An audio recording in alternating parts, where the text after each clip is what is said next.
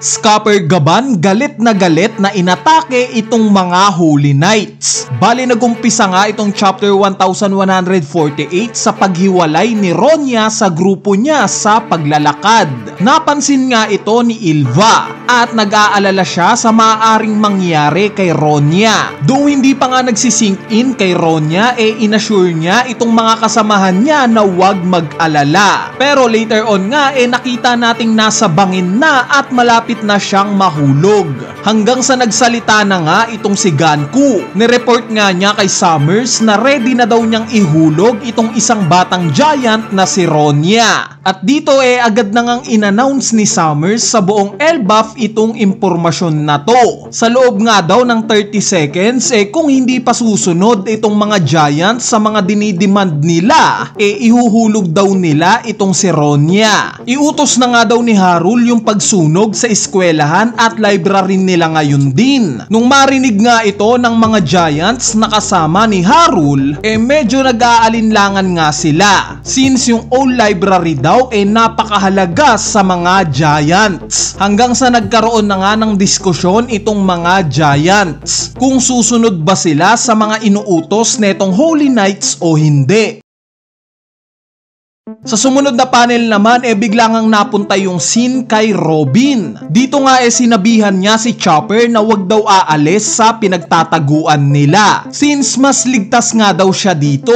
Samantalang si Robin naman gagawa daw ng paraan para mapigilan itong mga ginagawa ng mga Holy Knights. Hindi na nga daw kasi niya kaya yung mga nakikita niya. Yung grupo naman nila Nami ipinakitang galit na galit kay Summers. Nafo-frustrate nga sila dito dahil sa kalagayan ngayon ng mga batang giants. Sa kabilang banda naman ipinakita na rin itong grupo nila Frankie kasama itong sila Brogy at Dory. Ipinakita ngang gumawa sila ng plano para mailigtas itong mga batang giants. Kasama nga si Ripley gumawa sila ng dalawang grupo. Isa na magliligtas sa mga bata at isa na lalaban sa mga Holy Knights. Sa pagpapatuloy nga ng announcement ni Summers, nilinaw neto sa demand niya na wag daw mag-aalis ng mga libro sa old library itong mga giants once nasusunugin na nila ito. Dahil hindi naman daw yung library ang point kung bakit nila ito gustong sunugin. Bagkos yung culture. Gusto nga daw nilang sunugin ang history ng mga giants. At bago pa nga matapos sa pagsasalita itong si Summers, bigla nang umatake itong si Nico Robin. Gamit nga yung pinagdugtong-dugtong niyang mga kamay hinampas niya ng napakalakas itong si Summers. Na caught off guard nga itong si Summers kaya makikita natin na talagang napuruhan siya sa atake ni Robin. Bumagsak nga ito. Nung makita nga ni Jinbei itong pangyayari na to pinag-iingat niya itong si Robin. Since wala pa nga daw silang idea sa kung ano ang kakayanan ng mga kalaban nila. Bali sinundan pa nga ni Robin itong atake niya at nag-spawn siya ng mga kamay sa muka ni Summers. Ang naging resulta nga nito binalian niya ito ng likod. Nung makita nga ito nila Nami natuwa sila. Pero kung inaakala nga natin na nakakalamang na si Robin sa laban nagkakamali tayo. Dahil later on nga ipinakitang binalik lang ni Summers yung nabali niyang katawan. Kinumpirma nga ni Usopp na similar kay Ganku immortal din daw itong si Summers. Habang nangyayari nga ito patuloy pa rin sa pag-a-announce itong si Summers. In-update nga niya si Harul na meron na lang daw itong 20 seconds para magdesisyon. Nung marinig nga ito ni Robin agad niyang sinunggaban itong si Summers. Niyakap nga niya ito at biglang tumalon pababa sa underworld. Kumbaga sacrificial attack itong ginawa ni Robin. Bali sa ginawa niya ngang to medyo nagtaka itong si Summers. Since mukhang magpapakamatay daw itong si Robin. Same as Nami at Usopp nagtaka rin sa ginawa netong si Robin. At dito ni-reveal na nga ni Robin na plano daw niyang palayuin sa mga bata itong si Summers. Ang siste nga mawawala yung mga tinik sa mga batang giants once na mapalayo niya na sa mga bata itong devil fruit user nila. Though natuwa nga si Summers sa idea ni Robin hindi pa rin daw mangyayari itong pinaplano niya. At dito bigla ngang naglabas ng mga tinik si Summers sa katawan niya. Nag-cause nga ito ng pagkakatusok kay Robin. Pero ni-reveal nga na itong yumakap pala kay Summers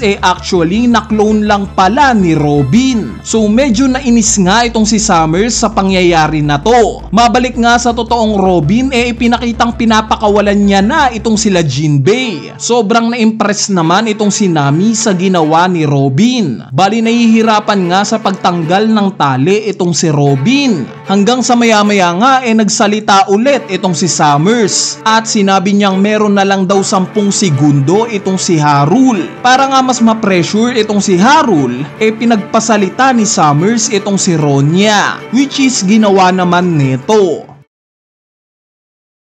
Sinabi nga ni Ronya na mahal niya daw ang eskwelahan nila dahil sa marami daw siyang kaibigan dito. Gusto rin daw niya yung library nila dahil marami daw siyang natututunan dito. At lastly sinabi ni Ronya na tinuruan daw siya ng mga teacher niya na huwag manggugulo sa ibang tao. Hindi nga daw siya dapat gumagawa ng mga bagay na ayaw ng iba. Meaning kung mawala man daw ang school at library nila at ayaw daw ito ng iba mas mabuti na daw na mahulog siya. Okay nga lang daw siyang mahulog since kaya niya daw itong masurvive. In fact lagi naman daw siyang maswerte kaya magiging okay rin daw siya. Habang sinasabi nga ito ni Ronya makikita natin yung pumapatak niyang luha. Same as Harul at Ange nakita nating umiiyak. Hanggang sa natapos na nga itong countdown ni Summers. At dito nagdesisyon na si Harul. Ipinag-utos nga niya kay Ange na sunugin na daw ang Walrus School at Old Library. Though labag nga sa loob ni Ange sumang-ayon pa rin ito sa inutos ni Harul. Makikita nga rin natin si Saul sa panel na to na parang disappointed sa naging desisyon ni Harul. At sa huling panel nga ng chapter na to ipinakitang umatake si Summers. Gaya nga kila Nami pinuluputan niya rin ng mga tinek itong si Robin. At bago pa nga may gawing susunod na atake itong si Summers bigla nang dumating itong si Scupper Gaban. Makikita nga natin na napakabilis na gumalaw nitong si Gaban at pinutol niya ng sobrang bilis itong kamay ni Summers. Nung makita nga ito ni Summers nagtaka siya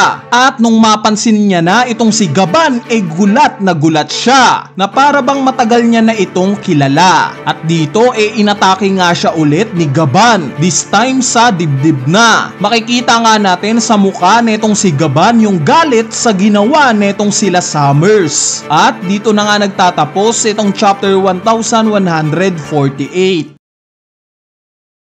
So overall nga isang solid na chapter itong nasaksihan natin. Kumpletos rekado nga itong buong chapter. Emotionally dahil kay Ronya. At meron ding aksyon dahil naman kila Robin at Scupper Gaban. Bali yung analysis nga para sa chapter na to as usual. Gagawa na lang natin ng separate video. Kaya naman stay tuned lang sa channel natin. So yun lang. Peace!